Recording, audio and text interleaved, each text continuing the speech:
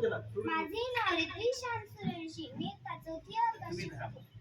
मी तुम्हाला मुक्तीसंग्राम दिनाविषयी 2 शब्द सांगणार आहे. हे तुम्ही शांतपणे ऐकून घ्यावे ही माझी नम्र विनंती.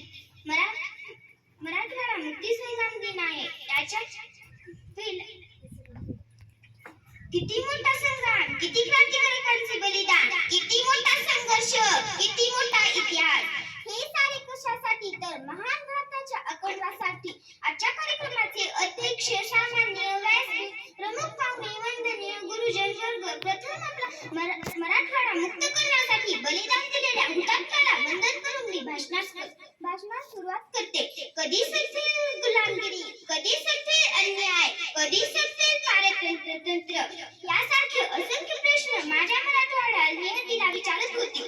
15 ऑगस्ट 1947 ला भारताला स्वातंत्र्य मिळाले, परंतु तेव्हा संपूर्ण भारत स्वातंत्र्य झाला नाही. उष्काल होता काळ रात्र झाली. अरे पुन्हा पेटवा आयुष्याच्या मशाली. मांगली गीत, स्वातंत्र्याचे मांगली गीत गात होता भारत. तेव्हा मात्र पारतंत्र्याचे झटके सोसत होता. जय हिंद, जय महाराष्ट्र.